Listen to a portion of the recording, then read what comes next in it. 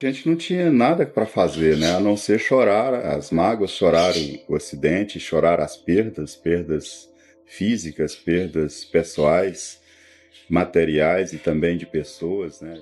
Em setembro de 1987, em Goiânia, um pó azul brilhante começou a passar de mão em mão. Ele foi visto como uma curiosidade, uma coisa bonita, diferente, quase mágica. Pessoas tocaram, levaram para casa, mostraram para parentes. Algumas crianças chegaram perto, alguns adultos manusearam sem medo, e ninguém sabia que aquele brilho estava matando lentamente quem se aproximava. Porque o mais assustador dessa história é justamente isso. O perigo não parecia perigo. Não tinha cheiro, não tinha fumaça, não tinha explosão. Só tinha um brilho azul no escuro. E foi assim que uma peça abandonada, retirada de uma antiga clínica de radioterapia, acabou provocando um dos maiores acidentes radioativos do mundo fora de uma usina nuclear. E para entender melhor como a tragédia desse tamanho começou, a gente precisa voltar para uma clínica abandonada no centro de Goiânia. Antes do nome Césio 137 virar trauma, existia apenas um prédio abandonado. Ali funcionava o Instituto Goiano de Radioterapia. Era um local onde existia um aparelho usado em tratamento de câncer. Só que, com o tempo, a clínica deixou aquele endereço, o prédio ficou largado e, no meio das ruínas, ficou uma máquina que jamais deveria ter sido esquecida ali. Para qualquer pessoa que passasse por perto, aquilo parecia apenas sucata, uma peça velha e pesada. Mas dentro dela existia uma fonte radioativa. E essa fonte estava protegida por uma blindagem, justamente porque não podia ser aberta. Mas se alguém rompesse aquela proteção, a radiação sairia dali sem fazer barulho nenhum. E foi exatamente isso que aconteceu. No dia 13 de setembro de 1987, Roberto Santos e Wagner Mota retiraram das ruínas do antigo IGR uma unidade de cesioterapia. Segundo a reconstrução publicada, eles tentaram separar o chumbo da parte em que continha a fonte radioativa e acabaram rompendo a janela de irídio da fonte. Para quem vive de sucata, metal pesado significa dinheiro. E aquele aparelho tinha chumbo, então para eles aquilo parecia uma grande oportunidade. Eles levaram o equipamento, tentaram desmontar, bateram, forçaram e até quebraram. Só que dentro daquela estrutura existia uma cápsula de césio 137. E quando essa cápsula foi violada, nada aconteceu. O que apareceu foi só um material parecido com sal. E no escuro esse pó ele brilhava em um tom azulado. E aí começa a parte mais cruel dessa história, porque se aquilo tivesse uma aparência assustadora, talvez as pessoas tivessem se afastado. Mas ele era bonito, e por ser bonito chamou a atenção. Sanitária. Eu Devair, e tinha muito amor por aquilo. Quando alguém falava para ele, esse aí tá causando o problema, ele, não, não é isso aqui. Ou seja, ele era apaixonado. Tanto que ele deixou uma frase, entre aspas, eu me apaixonei pelo brilho da morte. Essa frase parece coisa de filme, mas ela resume o acidente inteiro, porque o que encantou aquelas pessoas foi justamente o que estava destruindo elas. Depois de ser retirado da clínica, o material foi vendido para o ferro velho de Devair Alves Ferreira, e foi ali que o brilho azul deixou de ser só uma descoberta estranha e começou a virar uma tragédia familiar. Devair ficou impressionado com o material. Aquilo brilhava e parecia precioso. E, sem saber do perigo, começou a mostrar para outras pessoas. Fragmentos foram distribuídos entre parentes e amigos. O pó saiu do ferro velho, entrou em casas, passou por mãos diferentes, foi colocado em ambientes onde pessoas comiam, dormiam e conviviam normalmente. E o pior é que não era uma contaminação fácil de perceber. A pessoa não olhava para a própria roupa e via perigo. E por isso ele se espalhou tão rápido. Tem o fato também da discriminação, que isso existe ainda, a gente não pode fugir disso. Aquelas pessoas que chegam perto de mim, antes de me cumprimentar, pergunta como eu estou, se tem algum perigo ficar perto de mim. Isso dói, isso no fundo machuca muito a gente. E isso é uma coisa que muita gente esquece. O Césio 137 não contaminou só casas e objetos. Ele contaminou a forma com que as pessoas olhavam para outras vítimas. Uma das partes mais dolorosas dessa história aconteceu quando o pó chegou na casa da família de Lady de Neves. Lady tinha apenas 6 anos, era uma criança, e como qualquer criança, ela não tinha como entender o que era a radiação. Para ela não era um material de alto risco, era só um pó diferente, com um brilho bonito. E o mais pesado é pensar que ninguém ali fez aquilo por maldade. O pai não queria colocar a filha em risco. A família não sabia o que tinha ali. As pessoas não estavam brincando com a morte de propósito. Elas simplesmente não sabiam.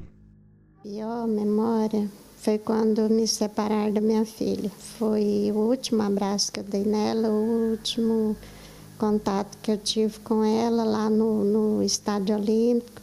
De lá ela foi para o Rio de Janeiro e só recebi ela morta.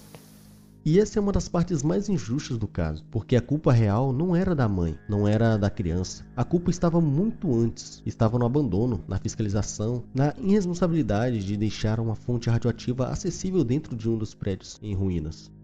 Nos dias seguintes, as pessoas começaram a passar mal, vômito, diarreia, tontura, queimaduras na pele e até perda de cabelos, sem perceber a relação dos sintomas com o manuseio da peça. O Brasil não estava acostumado a lidar com um acidente radiológico urbano. As vítimas procuravam atendimento, tentando entender o que estava acontecendo, e enquanto os sintomas apareciam, o material continuava circulando. Por 16 dias, pessoas contaminadas andaram pela cidade, visitaram parentes, trabalharam, pegaram ônibus e espalharam a radiação sem saber. No meio daquela confusão, uma mulher começou a desconfiar. Maria Gabriela Ferreira, esposa de Devair, percebeu que as pessoas que tinham contato direto com aquele material estavam adoecendo. Ela não sabia explicar cientificamente o que era, mas ela teve uma percepção que mudou o rumo da história. Ela viu que aquele pó estavam fazendo mal e decidiu levar o material até uma vigilância sanitária. Pegou um farelinho, pôs no corpo. Aí deu ferida. Ela queimou essa pessoa. Então resolveu levar ela para vigilância sanitária. Para examinar, porque nós achando não sarar. Para a gente sarar logo. Essa atitude foi decisiva, porque enquanto muita gente achava que era apenas uma doença, uma intoxicação ou então até mesmo uma coincidência, Maria Gabriela entendeu que o problema podia estar naquele objeto. Maria Gabriela talvez não soubesse o nome do perigo, mas ela sabia que aquele objeto não podia continuar circulando. E por isso, muita gente considera que ela ajudou a evitar uma tragédia ainda maior. Só que, infelizmente, ela mesma já tinha sido exposta. E dias depois, a mulher que tentou salvar outros não conseguiu salvar a própria vida.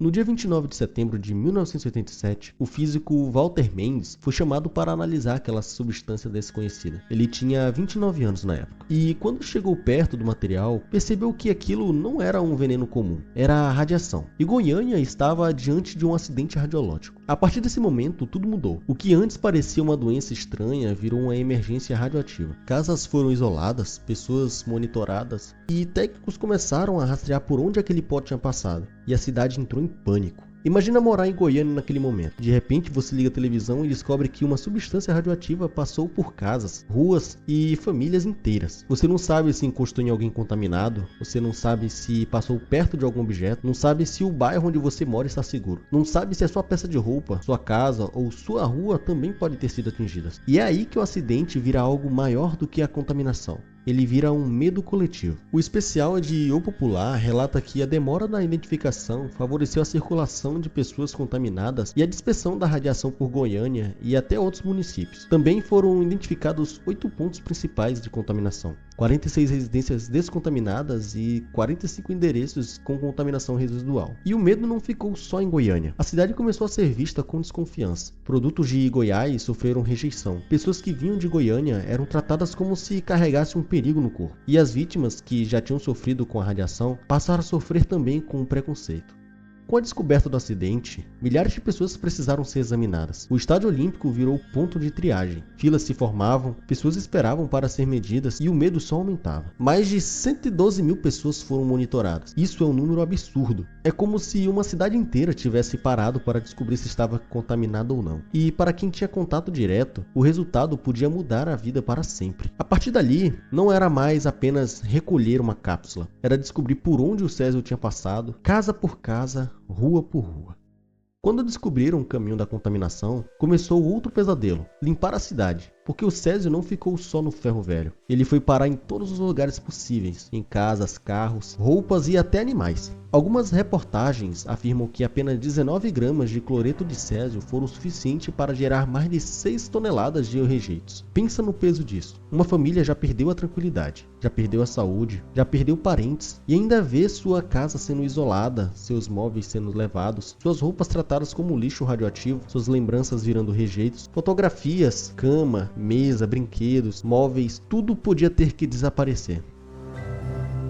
O acidente, ele destruiu muito mais do que os corpos. Ele destruiu rotinas, destruiu memórias, destruiu o direito de algumas pessoas de serem vistas como pessoas normais. O acidente deixou 4 mortes diretas oficialmente associadas à exposição aguda: Leide de Neves Ferreira, Maria Gabriela Ferreira, Israel Batista dos Santos e Admilson Alves de Souza. 4 nomes que não podem ser tratados apenas como estatística. Leide era uma criança. Gabriela foi a mulher que percebeu o perigo e levou a peça até a vigilância. Israel e Admilson trabalhavam no ferro velho. Todos foram atingidos por um material que jamais deveria ter saído do controle. E mesmo depois da morte, o sofrimento continuou. Os caixões precisavam ser revestidos de chumbo e pesavam cerca de 700 quilos. O enterro virou um momento de medo e revolta. Moradores tentavam impedir o sepultamento das vítimas, com medo da radiação. Um grupo de moradores jogava pedras, gritava e tentava se atirar ao chão para impedir a passagem do cortejo. No meio de toda essa confusão, muitos moradores apoiavam o sepultamento nesse local. A polícia acabou com a manifestação e, com um cordão de isolamento, foi permitindo a chegada do cortejo. A operação de retirada dos caixões foi muito lenta. 8 homens puxavam o caixão com o corpo de Maria Gabriela Ferreira, que pesava mais de 500 quilos. Por dentro, ele tem uma camada de chumbo de meio centímetro de espessura. A tampa de madeira foi aberta rapidamente para que a família pudesse ver o rosto de Maria Gabriela por um visor.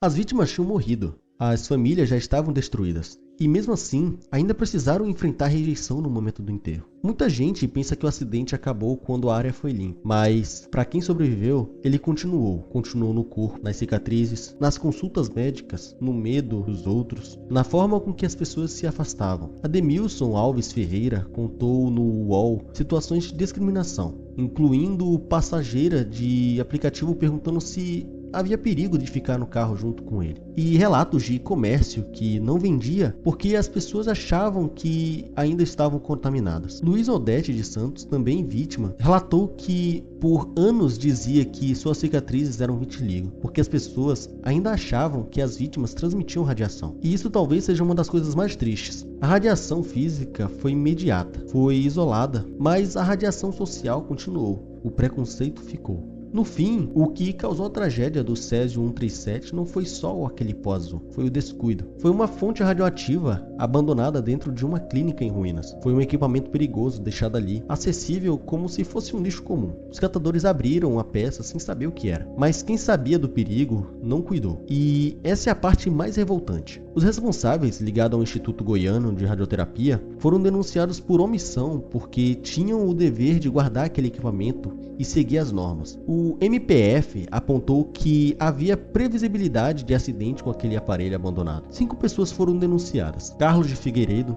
Orlando Alves, Criseide de Costa, Flamarion Barbosa e Amaurílion Monteiro. No fim, houve condenações por homicídio culposo e lesões corporais culposas, mas as penas foram consideradas brandas. Alguns receberam penas alternativas, e parte dos condenados acabou beneficiado por indulto presidencial. Ou seja, uma tragédia que matou pessoas, contaminou centenas e marcou Goiânia para sempre, terminou com punições muito menores do que o tamanho do desastre. E é por isso que o Césio 137 não foi só um acidente, foi uma sequência de negligências. E quem pagou a conta foram as pessoas comuns, que só entenderam o perigo quando já era tarde demais. O caso do Césio 137 assusta porque não parece uma tragédia comum. O que existiu foi só um silêncio, e pessoas comuns tentando entender o que estava acontecendo e por que estavam adoecendo. Essa história é pesada porque mostra que o perigo nem sempre vem com aparência perigosa. Às vezes, ele vem como uma oportunidade. E em Goiânia, em 1987, o brilho azul enganou todo mundo. Ele parecia mágico, mas era radiação.